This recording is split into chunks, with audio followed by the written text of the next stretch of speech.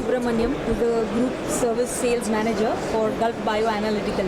So, sir, my first question to you would be, could you mention some of the products that are placed here, displayed here, and some of the key features, which is your USP, that sets you apart from your peers and competitors?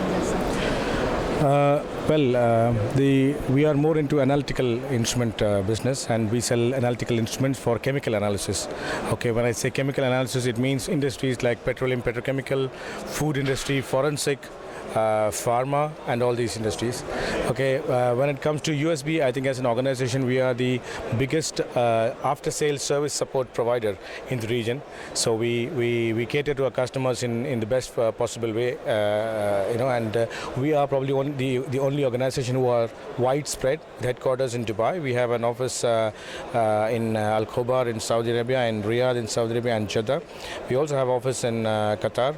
We also have office in India, and moving through the region. So we are well covered. We take care of the customers with more number of people. We have a big fleet of service people, something like 70 service engineers in the region. So that's kind of USP that we have, the way we sell our products. Yep. Sir, in terms of a lot of innovations and changes have taken place over the years, could you tell me some of the technology trends that are actually very dominant and customers asking for you, like automation would be one, flexibility, some of those kind of trends, if you can shed some light on that? Automation is definitely a key change which has happened from the past, and two more important things that as a technological change has happened is, other than automation, is that for example, when we are in the analysis business, it goes to detection limits, which has been very the technology has moved to such parts that we never could imagine in the past. So very highly sophisticated, high-end systems are being manufactured. One, and also the best part is that although the instruments are high-end, the use of these are much easier, or the simplicity in using this equipment is much higher compared to the past. I even remember there were times when people did not used to wear shoes inside where these equipments were placed, but now it's much different and it's so easy, and everybody has an access to it. Sir, in terms of the sectors, which are the sectors that is dominantly people are taking solutions from these sectors, plus which are the other sectors that are you seeing growth in, and in the times to come for the next 2 to 5 years, which are the sectors that will be actually growing for you? I'm sure definitely petroleum, petrochemical is a sector that's from this region is on the growth always, despite the oil prices going down. I think still there is the situation will reverse back and is going to grow. And the other thing is the agriculture.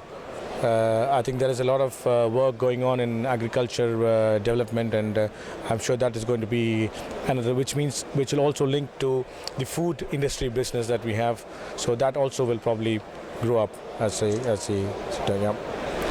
Sir, in terms of the opportunity that lies in Middle East, could you give me some sense as to what is the kind of opportunity that you're looking at, and in general, what is the opportunity for companies, who want to come into Middle East? If you can give me a sense of that. Well, I think as I have seen, I've been in this region for the last 18 to 20 years, and I've seen and in this business as well. So I've seen the region and the market growing higher and higher every year. So I think there is something like 10 to 15% growth overall regional market-wise every year. So definitely there is a lot of opportunities for new players as well, and I'm sure the growth opportunities for existing players is high as well. So could you mention some of the, anything you want to do, like companies who want to come here, there will be some issues, some obstacles, Could you mention some of the issues companies are facing, while growing over here, or strategy-wise, or some problems that they come across? There is sometimes issues with some of the countries in this region with respect to with the visas and availability of people in the right place, for sure. But Dubai that way is, or UAE that way is much simpler, and processes are much more easier compared to any other place, for sure. And also I think the Dubai government also wants to make the lives of people as simple as is possible, definitely with a price tag, but I think it's more important to be to have a easy and relaxed life, and that's where it is going to happen, going towards. And the other thing is getting quality people. Okay, you can get a lot of people, but getting quality people is definitely a matter of concern. And just to sum it up, sir, I wanted to understand from you, how is ArabLAB doing for you? What is the advantage of being here, and how has been the response in the last 2 to 3 days, like if you go to see? ArabLAB is a very good show, definitely for people like who are in our line of business activity, and year on year it has been growing as well. We have also increased the size of our booth year on year.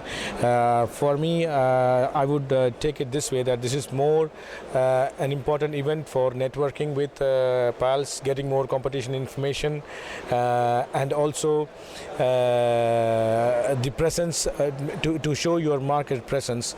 This kind of a show is definitely important, and that's why we are here.